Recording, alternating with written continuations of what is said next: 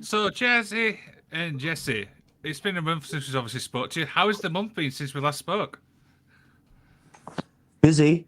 Yeah, always busy. Always busy. Yeah, we're flat out. Like I was just saying before, we've got a wedding coming up. We've got our honeymoon sorted. We've also got a trip to America coming up next month. So we're just balls to the wall, especially with wrestling, trying to wrestle every weekend. It's just been full on. Is so much more to plan for the wedding? Or we almost planned? Yes. It's pretty much planned. It's just like the final touches and It's payments. just the little things like the seating chart and that sort of stuff. Oh, Oh, man. Cheaper than getting divorced, but Jesus. Dear. One breezy kick us off, bro. Who's been running the wedding? that would be me. I'm Okay. sort of like, just send me the bill and tell me when to show up. Let's go. Best way to be, innit? Ah, gosh, it's just too much of a mind fuck, you know. Yeah. So your trip to America, is it Florida by any chance? Maybe not. It is. Well, congratulations if it is. Well, you deserve it. Hopefully something's announced soon. Well, just leave it as that, and then we'd be keen to come back and do an interview with you guys too if we wanted to talk to us about it. I really would. All really hypotheticals of something that, you know. But yeah, it's most likely Florida where we're going. Okay. 4 days, 5 days?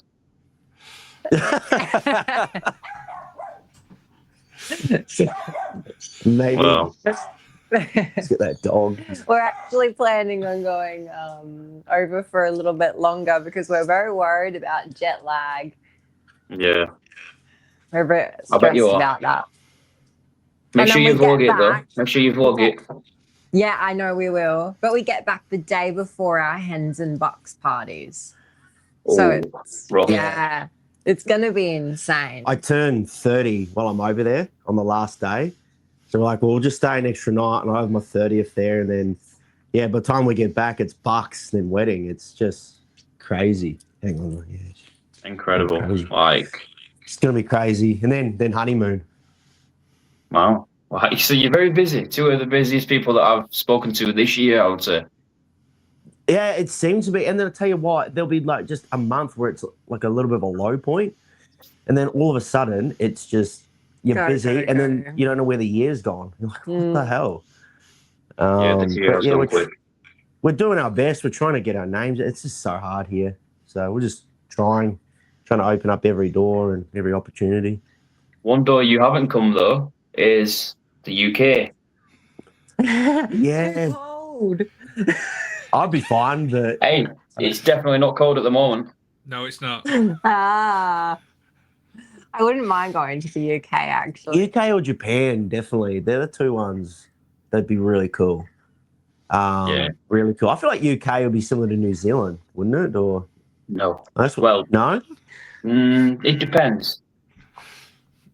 Like temperature-wise. Oh, well, Yeah. I was thinking temperature-wise, maybe, I don't know, there might be differences in that, but like, I think in temperature-wise, New Zealand's freezing, and I'm used to that, but yeah. Now the UK's changed. Like, I think Liam, you can back me up on this one. Like, the UK's changed. I think in the last 3 years, like the summer is from like May till August. It's like it's hot, like really hot. Interesting. Yeah. Okay. Good. So are you getting your tans on then? Yep. I'm olive skinned anyway, so I'm quite tanned. You Oh, have a good take. Look at you go. You're probably tanner than us at the moment. Yeah, we're pasty. We put all the fake tan on. We can't get a real one in. Wow. Crazy. Liam, Yeah, it's the lifestyle. love it. I didn't Walking even know around what looking like a carrot. We haven't even planned this. We're just talking just random and shit, aren't we, to be honest? Yeah, Best way to be. Best way to do that's it. Absolutely. So let's talk some wrestling, shall we? So OPW released something about a TV show called Clash. Do you want to tell us about that? I wish I could. I don't know a lot of information about it. I probably know as much as you guys, other than what I'm doing on the show. But I'm guessing it's a TV show. There's a taping, but I'm not sure where that's going to lead to. But the owner, Cam, he's really good with business stuff. So he's got a lot of good connections. So I'm hoping it pays off for the guys, because Cam gives a lot of the guys that don't get a lot of opportunities a crack, including us. So I'm just hoping, all the guys make the most of it, and yeah. But sorry, man, I don't have much information other than that. I think it's going to be cool though. He's had it in the works for a little while now. Yeah. So yeah, he's a hard worker behind the scenes, straight to business, just go. So hopefully we can get involved in that when he does it. But yeah, I think it's going to be cool. Yeah, that'll be good. I mean, you are the main guy. Thanks, man. I'm Jazzy. He does all right. Oh, yeah. I think they just booked Jazzy. I come along for the ride. Honestly.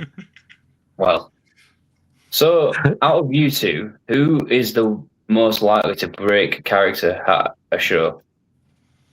Oh, maybe me. Yeah, I do have to really struggle to hold in a laugh sometimes. I really do. Yeah. The fans can be freaking hilarious. Oh, especially in Toowoomba. Yeah. Go tell the stories, eh? Well, what one? Well, what they say to you? Oh, so I'll be like ringside, and they tell me to go back to the strip club and F this. They use a lot of slurs. Let's just say young kids. These kids are like got to be like 8 or 9. What? And they're like they're bad, man. And like it's so hard to keep character at them because it's like it's a kid. Like what is going on right now? Yeah, Toowoomba, it's like real inland, super country. Like it's a cool town. Hey, I'll go get her. Sorry, our little child's being ridiculous. Maybe just lock her in, yeah. Oh, then she'll lose it. What's gotten into her? The most recent one for us is we were at IPW in Morayfield, which is a Brisbane show here, and obviously we're heels there, and there was a bunch of guys all sitting along the side in these ref shirts, and they were obviously drunk, and they would not stop the whole entire match singing like Jesse's Girl. I wish that I had Jesse's Girl. Oh, I love that song. And just stirring the whole match. And Jesse would grab me and stomp me over to the other side of the ring. Like, no, don't talk to them. And then like they'd still engage with me, and I really struggled not to just piss myself laughing the whole night. I only just got recently the footage of that. I should put it out there. But we love crowds like that. It's just great. They're hilarious. But yeah, back to like the Toowoomba ones. Those kids are crazy. Like they'll try and kick you and punch you. Yeah, literally. Yeah, well, we like to sort of be humbly, but we get really good heat there. We do really well for ourselves heat wise there, and they just sometimes want to kill us. Oh, there's that story with me. Oh yeah, Jesse fell, I think, almost sort of fell into one of the fans during a match. And what did they say? They said that you slapped their kid or something. I got really good heat that whole night, and I was doing double duty. Anyway, we're in the final 2 of this Rumble. I get eliminated. The roof goes off the joint. It was really cool. And the people hated me. And as I'm walking past, these kids are pushing me, and then I think I sort of tripped over my foot and sort of leaned like that into one of them, legitimately like this. I get backstage and I'm getting all my gear off, and I'm gonna go sell some merch. And the promoter goes, "You cannot go out there. People are wanting to kill you." And I was like, "Well, what's going on?" He said, "Apparently you slapped a kid's daughter." I'm like, "I think you'd fucking know if I slapped a little girl. You should be dead. Like, what are we doing?" So I had to stay back, not make any merch money, and stay back until things got cooled over. And it was just a bunch of Chinese whispers. I think I nudged in a girl. She got upset. The dad or the boyfriend came around and was trying to fight me and saying I slapped the girl. It was all this big blown out of proportion thing. But it's just crazy. But we have heaps of fun there. They get so into it. Yeah. They hate us. Really good. That's bonkers and stuff like that. But Yeah. then in classic wrestling fan fashion, they hate you during the match, but then after the show, everyone wants your phone. Line up, yeah. So it's sort of like, okay, they must not hate me too much. Like, crazy. That's brilliant. So last time you both was on the show, we didn't speak much about United Pro Wrestling. You spent obviously a lot of your time there. What's it like being over to that promotion? Well, the promotion, it closed? I do not. Yeah, so oh god, like a year or so A year ago, it went under, I don't know what we can say, due to legal reasons. We'll just leave it as that. If you do some digging, you probably find out what the go is. But Yeah. you're not, hey? I said, okay. Yeah. Yeah, I get what you don't mean. know what we can say, but like, I'll just say like that we have a lot of positive memories there. That's how Jazz that's sort of where she started as well for her. I like that style of wrestling up there. It was more character driven. And I was a face up there. It's the first and probably the only time I'll be a good guy. And yeah, I'll just say I had a lot of fond memories. One of my favorite memories is when we did the wedding angle, and I dressed as an old man and sort of stood in as Jazzy's sort of like father-in-law or whatever. And as we did this wedding gimmick, I'm sure it's online somewhere in my profile, but that reaction, one of the loudest reactions when I took the mask off and revealed it was me to save the day and save Jazzy from the evil villain. Marrying the evil guy. Yeah. But UPW, it really was, it was 8 years and it really was like this sort of, I feel like it was such a different animal. Like the crowds were very easy to work. It was very an old school sort of like mid 90s sort of style of wrestling, character driven, very basic. Like a moonsault there would be big. You get a big reaction. And yeah, it's a shame what happened to it because it had so much potential, but it is what it is. What are your thoughts? Yeah, much the same. It's where I started. So for me, it was very much like my sort of wrestling home. I was very comfortable there in the locker room, very comfortable going out in front of that crowd. So obviously I always miss it because it's where I started off, but it shutting has sort of forced me to branch out a lot as well. So you got to try and look at the positives, I guess. Yeah. Because we were like their babies. Yeah, I guess you could say we were sort of the top people, top guys and girls.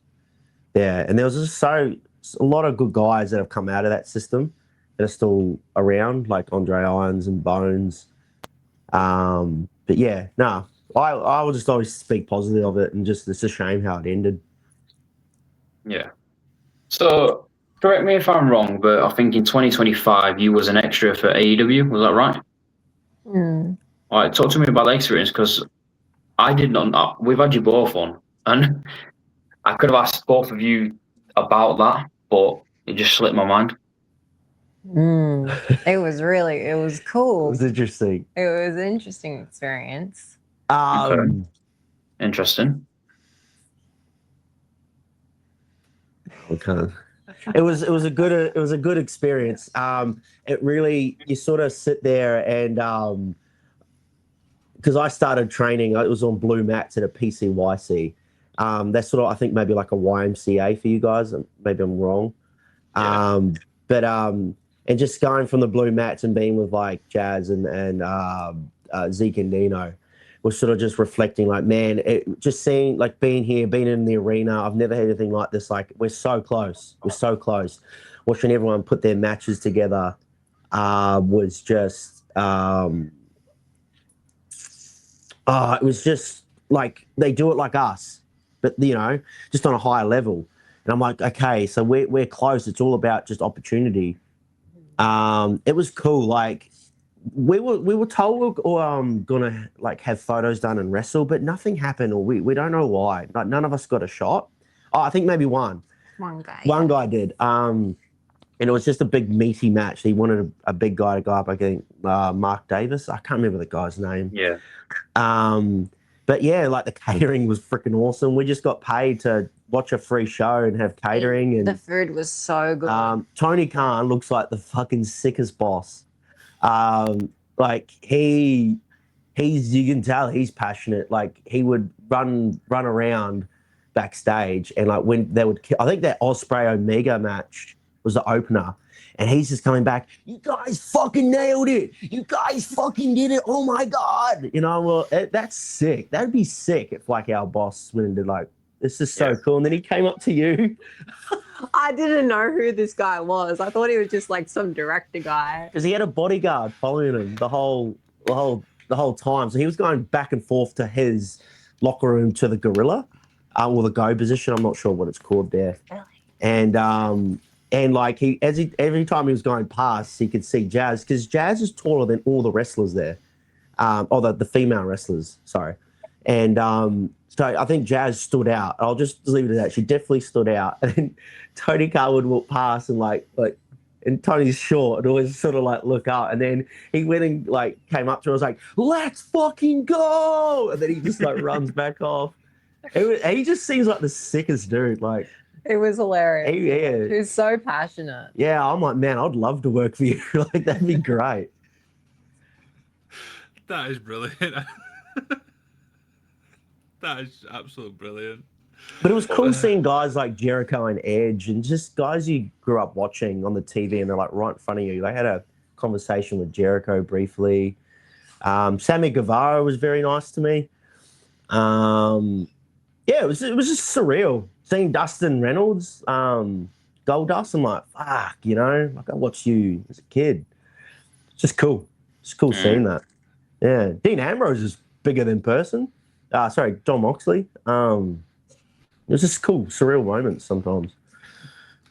Absolutely, stuff like that. So this question is for you both now: is who takes the longest to get ready for a match? How long does it take to get ready for a match? What about you? You can answer this one. Takes you like an hour. Like, as in get dressed? Yeah. Well, you do makeup. I probably spend like a good half an hour on my show makeup. Probably takes me like half an hour to get into my gear, to be honest. I reckon I could easily spend 2 hours getting ready for a match. She's slow. She is. I take my time. I take my time. Stressful. No. Okay. Get ready now. Like, yeah, sometimes she'll do makeup in the car to just save time. Like, come on, woman, let's go. For me, maybe like 10, 15 minutes. Is that just on your hair? Correct. Yes. And then 2 minutes in the gear, Not forgot. Mind you, he gets ready that quickly so that he can pace around for like a good hour. Yeah, I just pace and just sort of like, I'm keen, let's do it. Practicing his poses. Exactly. I go in the mirror and make sure that's it, cool. No way has Jazzy just done the impression. Fucking hell. Oh no. We've taken him out, look. Liam's tapped out. What brings it over to you? So I asked when we had Jazzy on, I spoke and I said, would Jesse have the OPW heavyweight title on the side where you get married? Are you going to confirm and do that? Fuck no.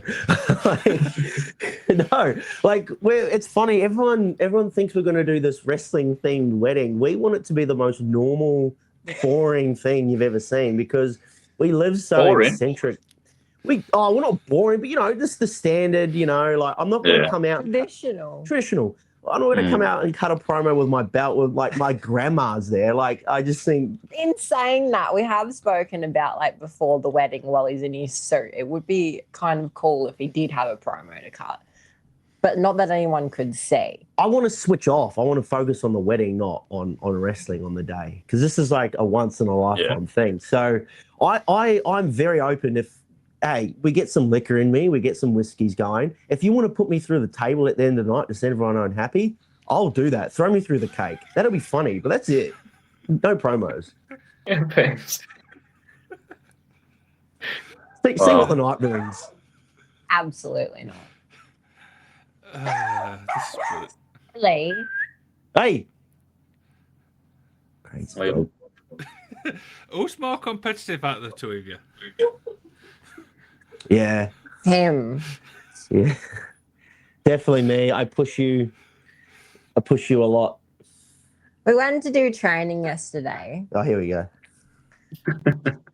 Anyway, we're with Zeke and Dino, and he's putting us through a drill, right, where you like run the rope. So you go once, and then you go 1, 2, and then you go 1, 2, 3, and you just like alternate, and you build. They built all the way up to 10, and then worked all the way back down to 1. And I think I got to about 8, and I was absolutely like dying. I felt like I was going to projectile vomit everywhere. I had a stitch. I was just dead. Jesse's like standing there yelling at me. Do you want this? Do you want this? Get back in this ring. You better be back in this ring by the time I'm finished. If you're going to vomit, then keep going. He's insane. I was bugging. You're going to keep going. I've got to be honest. I'm very competitive. I hate losing against my wife. Oh, yeah, that would be a bit of a sting. But luckily, we're not too much like that. We just try and push each other, you know. We're each other's hype person, hype man, hype woman. Yeah, so we try and hype each other up. But, like, I wouldn't say it's competitive. I just want her to do well. I want her to succeed. So that's why I push her. If I didn't want to succeed, I didn't love her, I wouldn't push her. I'd just let her give up. You know what I mean? Yeah.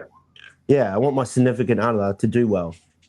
And then Jesse, I think as well, like it's not so much competitive between us, but I think he sort of naturally has that competitive edge to him with everything. Because before wrestling, you know, he would play rugby, he'd do Muay Thai. So he's got that background in competitive sports, which is a little bit harder to translate over into wrestling. But I guess you can in some avenues, you know, like physique-wise, I think he's always pushing to try and, you know, have the best body in the room. So competitive in that aspect, I guess. There's not much we can compete on, though. No, like, I don't know what we could compete on. You're prettier, like, obviously, but... He's cleaner. Yeah, you're a mess. Fucking hell. What would you say that is something that you're both trying to prove to yourself? It's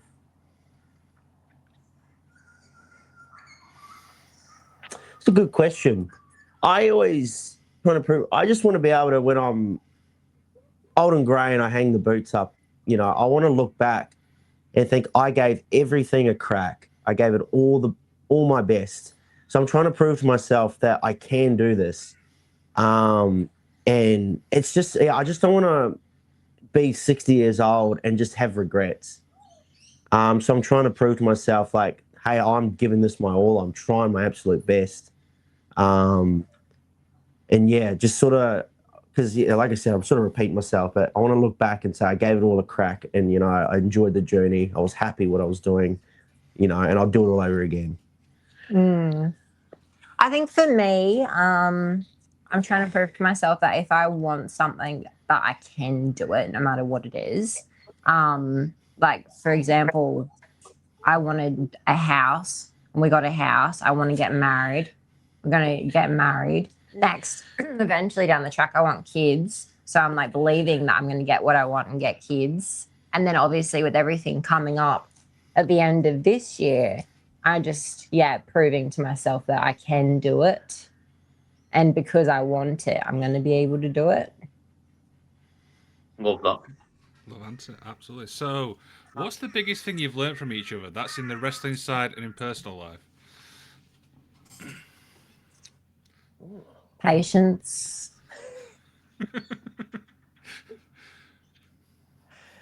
I think we talk about patience. What, just in wrestling or both? Both. Not so much wrestling, but I think. I think when you're in a good relationship, you bring the best out of each other. You know, you've brought the best out of me. I feel like I've brought the best out of you. The first thing comes to mind is like the way I used to dress. Like I had no style. Now you've helped me grab a style, you know, like you brought the best out of me. And he was the most unfashionable, attractive guy I've ever seen in my life. I don't know. I don't know what it was. He just couldn't dress. And then, yeah, and I feel like I brought the best out of you as well when I met you. Yeah. So, yeah, I don't know if that answers the question, but that's how I view it. That's good. Who deals with criticism the best? Probably. Oh, I don't know. Depends on the criticism, man. You just get some freaking numpties out there that don't know what they're talking about. It depends. I think if it's from external people, maybe me, and then if it's internal between us, probably him. Yeah, I'm just thinking like you read comments on YouTube and that's just whatever. It's part of the gig, but it's like when people go on podcasts and that, and you're like, what are you doing? You don't know what you're talking about. It depends. So if someone's like criticizing and they don't really have a valid opinion because they're a numpty who doesn't actually know what they're talking about, then we kind of just like, what the hell? Especially someone in the business. Yeah, if we get feedback or criticism from someone who we actually respect and like has valid thoughts about it and knows what they're talking about, then I think we actually appreciate it. Yeah, it depends on the, like sometimes I find too, because wrestling is, man, we're going to be honest, there's a lot of fake people in the industry and you get a lot of two-face. You'll get told one thing, and I've had this happen to me. You get some feedback and then I explain what happened and then it's all good. And then they'll go on a podcast and just be like, yeah, I said to him, and like that didn't fucking happen. So it's very frustrating. It just depends on the person, depends on the feedback. Like Jazz, I'm just going to echo what C said. It depends on the person, and if you respect their, just see where they're at, you know. That's. There's so many avenues you can answer that question with. Yeah. Absolutely. So, my question kind of follows on from that. Was there any wrestling like irks, like what, like winds you up in wrestling? Fuck. People putting themselves over too much sometimes irks me. I don't like that. There's so people being, I'll use the word, people being marks for themselves. Like how I look at a show, and like I'll use IPW for example, the one I wrestle at for Gold Coast, where I started. I look at what's going to be better for the show, not for myself. So I don't go in there and say I need to be champion because I think, no, who's the most popular? So who's going to bring in the most people through the doors? You know what I mean? I use this as an example. Let's say, hey, Jesse, here's the blue pill. You're champion, but you're only going to draw 80 people. Or here's the red pill, and it's you're getting squashed, but there's like you're getting squashed, but the champion's someone else, but you're bringing in 500 people. I'd do 500 people every day because it's healthier for the company, and then it looks great. You're wrestling in front of 500 people. Like I'd much prefer that. And you just get so many instances where people try and book storylines where it's always on them on top, you know, where I have always ideas, but I always look for a blow off, you know, like who are we making in the process? Where are we going to? Let's make this meaningful. And I just feel like, ladies and gentlemen, wrestling's predetermined. It's not fucking real. It's a show. Let's all build to something. And there's just too many selfish people in the industry, and it's just that how it is, you know. I don't think that's like shocking news or anything. Yeah. What would you say that one brings to wrestling that the other doesn't?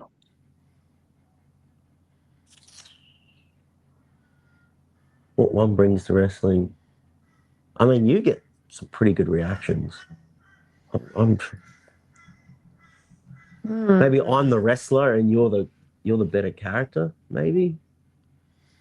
I think Jesse brings the in-ring presence. Like, he can do all of the cool stuff. He can wrestle and match. He knows how to work a good storyline. And then I'm still just a baby in all of it. Right. So my main thing has been my character. Sorry, our dog is such a menace. My main thing has obviously been character. So I feel like I can tune into the character work maybe a little more than Jesse, but it's hard because my whole wrestling experience has been sort of from Jesse. Like, I've based my character off of him. So it's hard to figure out. I get what you mean. Mm-hmm. Absolutely. So, how can use that dog? You might have to hold her, babe. She's My like dog's on asleep. the prowl. Oh, I don't know what's got into her. What's wrong with you? Chill. Oh. So this next question is obviously for you both again. We like to obviously talk about backstage. Is there any funny things backstage you can share, like funny stories and stuff? What can we say on air? Hang on, I need to sit and think. You got any? Funny backstage.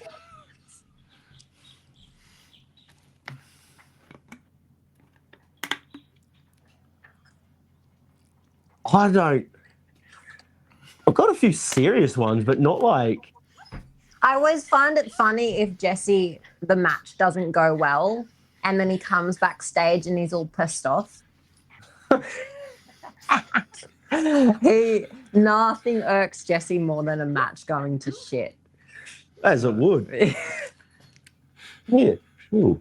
Funny story wise, I think the only thing, like, obviously I wouldn't be able to like name names or anything, but there used to be this guy, right? And like, if the show was going, like a match was going over or something, he'd like punch something. Oh, okay. Now I'll just be yeah. There you go. So I won't mention a certain book promoter. Oh God. So I went. This isn't. It's funny to laugh at. It was serious at the moment. So we were doing a tag match main event. There was a lot of fundamentals. Like we're still like sort of green trying to learn. Anyway, we come backstage. It was okay. And the promoter has had walkie-talkies, and he's been throwing them on the ground and throwing them at the wall, and just going off. Thursdays is tag team fundamentals. What the fuck was that shit? And then just like losing it. And then this is the same guy. You'll hear him like freak out and like he'll throw a vacuum cleaner. And the fans, mind you, because all that's separating you from the fans is a curtain. No, that's a different one. That was that. No, I'm talking about like another one. This was fucking funny. They had this had nothing to do with us. We're backstage, we're watching, and it was a R18 show, and this tag team was doing a tables match, and the referee. The table didn't break properly, so he kept the match going, and the table was buggered. So they were having a tables match, and the referee refused to call the match off because the table didn't break a certain way, but they couldn't use that table anymore. I don't know what happened, and so the guy in the ring, who's the same guy that we've been talking about, got so angry he threw the referee out the ring for shoot, and then they were trying to figure out what to do, so they got a shoot commentator's table and put him through it, and it was brutal, but he managed to break the table. Stop, dude, stop. And he comes backstage, and there's like a plastic drawer set, and he starts kicking the shit out of it. And this is a little shed. There's a curtain between the crowd. He starts kicking the shit out of this thing to the plastics just crumble of dust. And then he kicks a fucking bin through the curtain, and the curtain completely opens, and it's just us wrestlers there, like half naked, looking at the crowd, and this bin just goes flying into the crowd. Then he fucking runs backstage, out to the toilet area, and then we're like, "What the hell was that?" We were trying to close the curtain. I'm like in my jocks, and then then he comes back trying to find the referee to fight him. It was insane. Oh. Yeah, God, that was serious in the moment. It's so funny now. Like I know the referee. Like I see him every now and then, and we always laugh about it. Like it was fucking hectic. You know. Yeah. Wrestling, man. Yeah. So on wrestling. So, what does professional wrestling mean to you both? Well, it's been my whole life. For me, it's sort of. I feel like it's shaped me into the man that I am today. And I feel like you've had a big part of that as well. It's made me motivated. It's changed my lifestyle. It's made me focused. It's matured me. There's a lot of benefits that have come from me being in wrestling. It's just been my whole life, and I couldn't imagine what I'd be doing if I wasn't doing wrestling. Like, I really don't know. Maybe a club footy player, but like, wrestling just makes me creative. It makes me think. It makes me better myself. What about you, Bubs? For me, wrestling has been, I think, really pivotal in my life now. I think it's taught me a lot about myself that I didn't know. And it's also brought out a lot of my own sort of inner confidence. And taught me a lot about myself. So, and like, I don't know, wrestling makes you have to get out of your comfort zone. Like, it just makes you have to in like so many aspects, whether that's, because you're having to get past stage fright, or you're having to work on your confidence, or learn how to have people yelling at you, insane things to you that usually if you heard that on the street, you'd be like, oh, what the hell? So it like takes you out of your comfort zone. I think it's been really important in like growing me into who I am today, sort of thing. And just, making me the confident woman that I am now. Great answer. So my question kind of follows on from that is, what's something in wrestling fans will never understand? There's a lot. Just what it takes to put a show together, for example. How much of a nightmare it is. How much of a nightmare it is for a promoter to deal with wrestlers. What we put into a week, like we take it seriously. So we got to eat clean for a week and then tan, and then we go to work, and then we got to race from work to the venue, put a show together, make sure everything's working, make sure the production's working, make sure the lighting and music is good to go. And there's a lot involved in wrestling what fans don't understand, and it's very easy. And like we're saying, like it's very easy for fans to critique, say this was bad, but sometimes like there might be a bigger picture involved.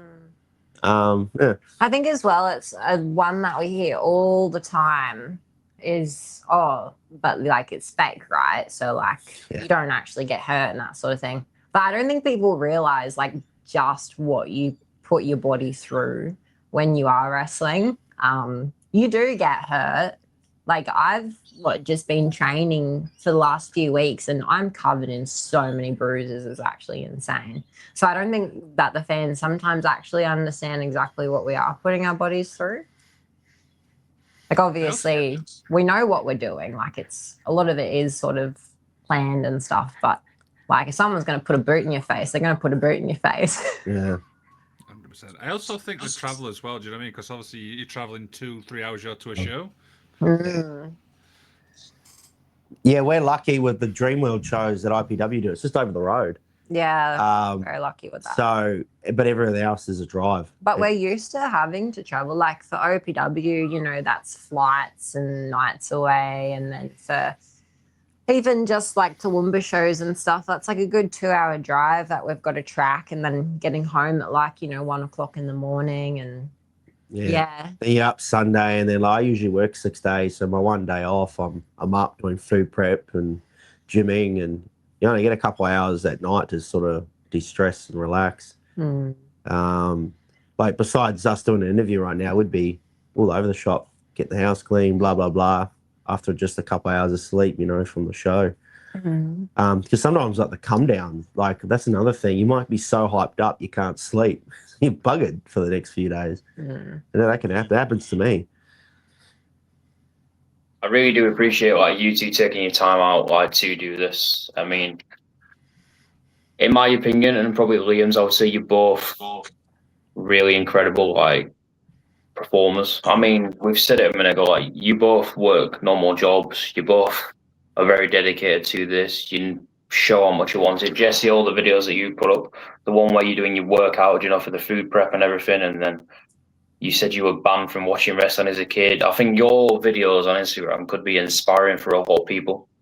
100%. That's great. Thank you for saying that. Like I've been told, people, I don't find myself very interesting, but a lot of people say, you should put your story out there. Like I don't really have a story, but so I just thought I'd put little things. Hey, this is what I went through as a kid, and like, or this is what I do during the week. And I've had a lot of mates that aren't in wrestling, who are just my schoolmates, say, what you do isn't normal. You should really put out what you do.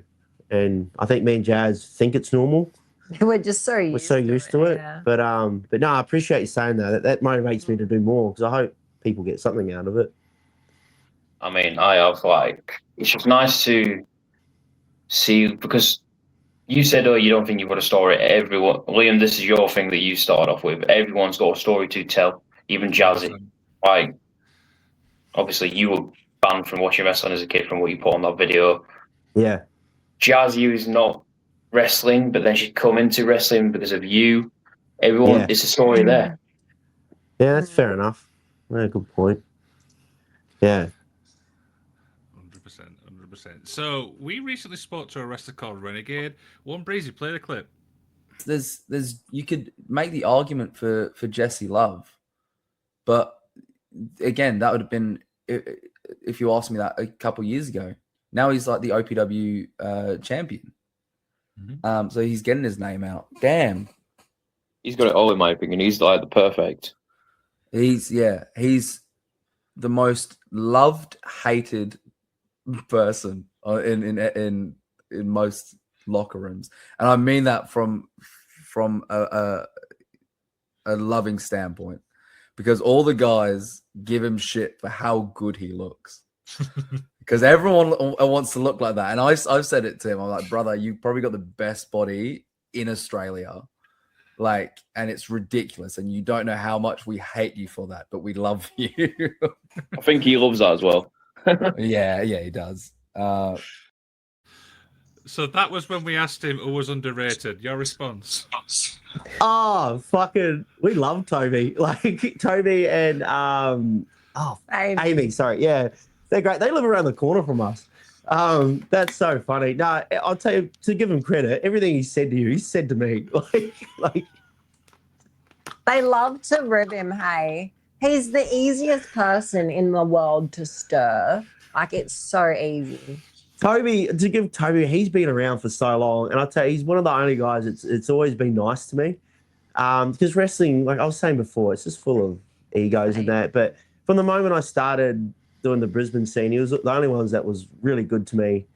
But fucking hell, yeah, I'm flattered with that comment. But it's funny because he a lot of people say that, like, we all hate you. I'm like, oh, okay. Yeah, put your shirt back on, Jess. Body dysmorphia. Oh god, that's great. He's a funny guy. I'm gonna hit him up after that. That's great. That video's not been released yet. You've just got an exclusive clip.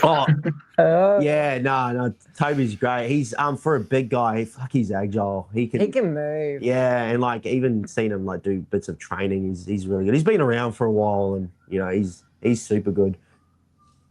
Yeah, I mean, I always think if you can take 5 people. Someone said this to me recently. Is there 5 people on the Australian wrestling scene that you can take and put on TV and would thrive? And I said this to this person, yes. And on the countless people that we've interviewed, because we interview so many Australians now, it's like a rolling thing. Yeah.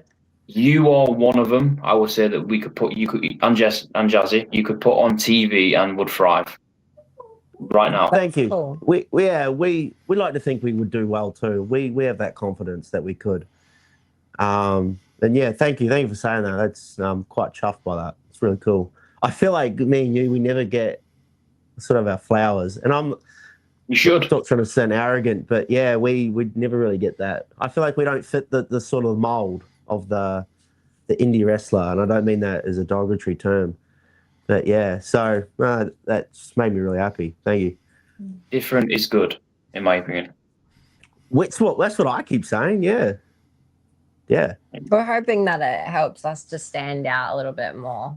Yeah, we try and I try, like, I can do a bunch of cool things in the ring, but I don't want to. I just try and make my moments count and have my character stand out, or I want people to walk away from the show like, man, that Jesse Love promo was freaking hilarious. And usually that is the case, or that moment. Usually the biggest reaction of the match is Jazz getting knocked, and that's what I aim for. I'd like people walking away, man, Jazz taking that super kick was hilarious. They love watching me get knocked, man. Yeah, it's hilarious. Quite funny. Like, a guy kicks me in the face, it's the best thing they've ever seen for the whole entire show. Yeah. Don't change for anyone. That's my advice. I know Thank you. probably we won't. Yeah, we absolutely won't. Absolutely. Nothing further from me. So, probably the final few questions, and then obviously it's going to be 8 o'clock for you, but I do appreciate this again. Yeah. Mental health is very big on professional wrestling. Jesse and Jazzy, we've established, you both work 9 till 5 or whatever hours you do. Obviously, wrestling, traveling. Like, has there been a time like where you both, if you didn't have each other, it would be different. But like, would you say you've helped each other out when it comes to mental health and stuff like that? Oh, massively. And like, you nailed it on the head. It is everywhere. I feel sorry for Jazzy. I've got really bad body dysmorphia. I really struggle with sort of the look side of it, and just like, you get wrestling, man. It's such a roller coaster. There's so many highs. You get the highest of highs, you get the lowest of lows. It's peaks and valleys. And when there's nothing going on and nothing happening, you get really in your own head. Like, oh, why? And then you think everyone's out to get you.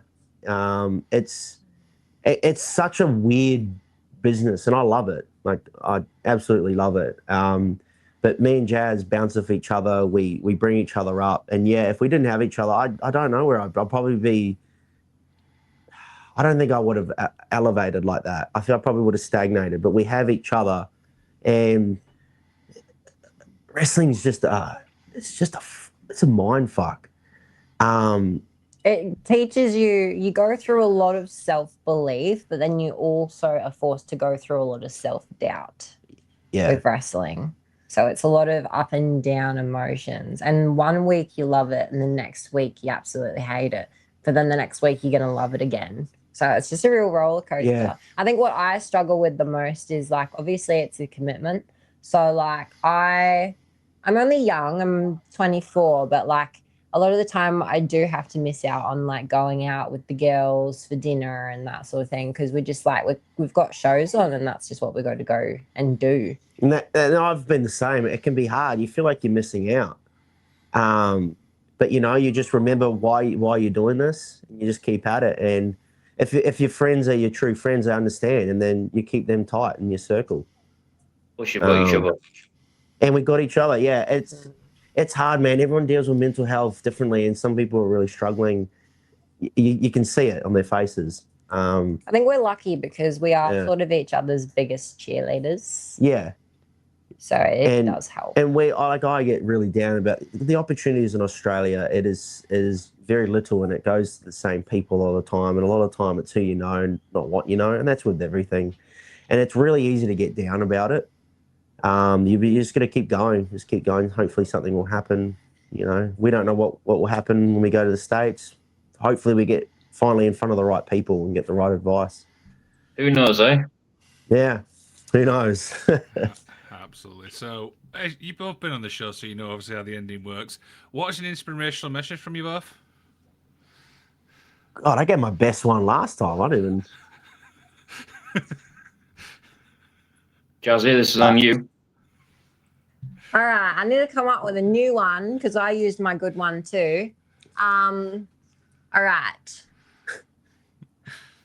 My inspirational message would be, and actually I got this from Jesse yesterday, push yourself past what you're comfortable. Don't give up. And if you want it, make it happen. It's in here. Yeah. Ditto what she said. Well, I think to be fair, I did steal that from him because that's what he engraved in me yesterday when he was yelling at me. I'll let you off. Let you off. Sorry? I said I'll let you off for that one. Thank you. It's all right. Covered. Yeah. Yeah. Definitely. My next video will be a hair routine of what I do every morning. It'll be 30 minutes long. And your beard. Oh, yeah, that needs a trim. And your eyebrows. Oh, yeah, everything. Well, let's just do body hair while we're at it. Why not? Just Back second.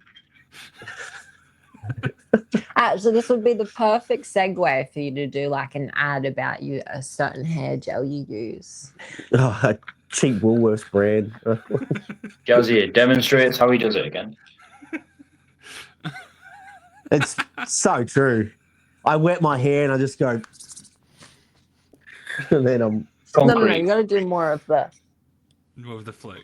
There we go. He's got it on. I'm not gonna lie though. You do look better with a beard. Yeah, I agree. It looks weird when I look at photos. I'm like, who's that wanker? You know? Well, I won't go wanker, but I'm just saying you look better with a beard. Oh, thank you. Does. Yeah, I think so too. You're like a 12-year-old boy without it. Oh, I again, I agree. Who's that wanker? Like, what is this? Oh, Jesus. No, but seriously, like Jazzy and Jesse, like thank you for coming on. Me and Liam will talk to you guys like till tomorrow morning. But obviously we've got to get on. You need to plug your socials and then I'm gonna let either of you end it and then we will end it. But thank you for coming on. No worries. You can follow me at Jesse Love 2017 on Instagram. That's just the best way to find me. And I'm easy. I'm just Jazzy_Kennedy on Instagram and absolutely everything, which is easy. Love it. Will you do the outro? Me? Yeah, you do. No, you. I've talked a lot. Inspirational quote. That's true. Thanks for listening, guys. These two gentlemen right here are the best. Very easy to talk to. And I recommend listening more of their podcasts. Make sure you subscribe, press that like button, and press that notification button. And we'll see you all next time.